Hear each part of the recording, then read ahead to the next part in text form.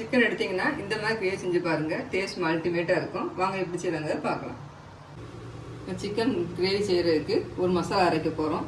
1 spoon வந்து மிளகு, 1 spoon பெருஞ்சீரகம், கொஞ்சமாக மஞ்சள் பொடி எடுத்து வச்சுருக்கேன், கரம் மசாலா, 1 ஸ்பூன் மல்லித்தூள், 1 ஸ்பூன் வந்து மிளகாய் பொடி வச்சுருக்கேன். எல்லாத்தையும் வந்து தண்ணி ஊற்றாமல் பவுட்ரு மாதிரி பண்ணிட்டு வந்துடலாம்.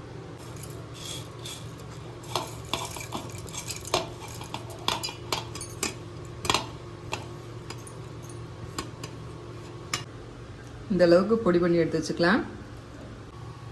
இப்போ குக்கர் வச்சுருக்கேன், அதில் கொஞ்சம் நல்லெண்ணெய் ஊற்றிக்கிறேன்.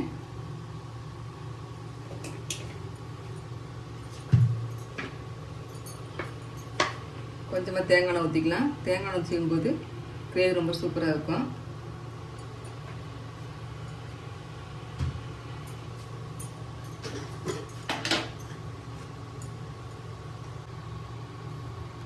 இப்போ கட் பண்ண வெங்காயத்தை போட்டுக்கலாம். மீடியம் சைஸில் 3 வெங்காயம் போட்டிருக்கேன்.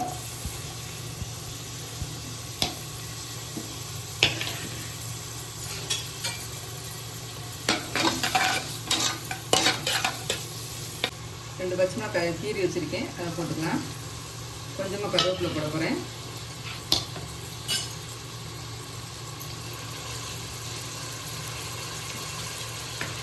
நல்லா வதங்கணும்.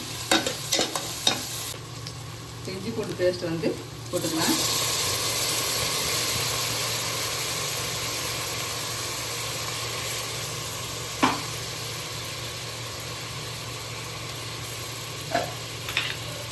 இஞ்சி பூண்டு போட்டோடனே ஒரு தேங்காய் எண்ணெயில் வதங்கின வாடை வந்து மனோன்னு இருக்கு.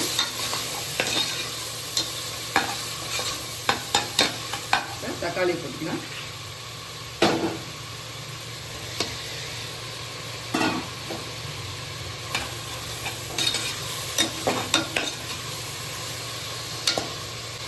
தக்காளி வதங்குறதுக்கு சிக்கன் தக்கன உப்பு போட்டுக்கலாம்.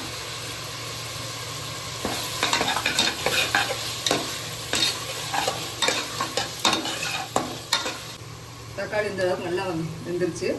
இப்போ வந்து சிக்கனை வந்து கழுவி வச்சுருக்க சிக்கனை வந்து சேர்த்துக்கிறேன்.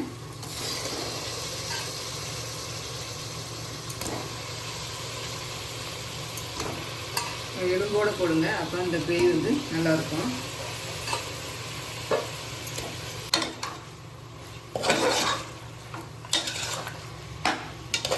எண்ணெயில் தக்காளி வெங்காயம் எல்லாம் சிக்கன் படுற மாதிரி நல்லா மிக்ஸ் பண்ணிடலாம்.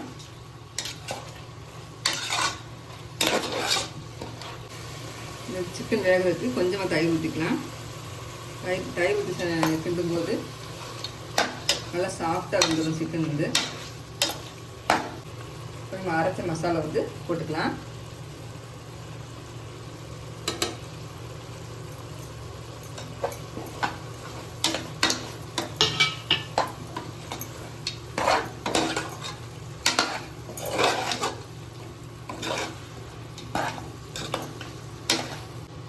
இந்த அளவுக்கு நல்லா மசாலா எல்லா இடத்துலையும் படுற மாதிரி நல்லா மிக்ஸ் பண்ணிட்டாச்சு.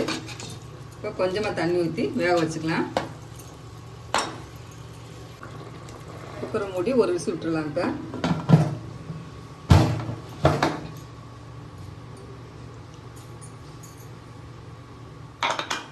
இப்போ குக்கரை வந்து ஓப்பன் பண்ணி பார்க்கலாம்.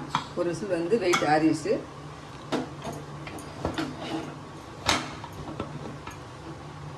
சூப்பராக இருக்குது பார்க்கவே. கொஞ்சம் மல்லியை தான் தூக்கிக்கோங்க. என்ன கஸ்தூரி மேத்தி இருந்துச்சு, அது போட்டுக்கிறேன். வீடே மணக்கிற மாதிரி கமகமன் சூப்பராக ரெடி ஆயிடுச்சு.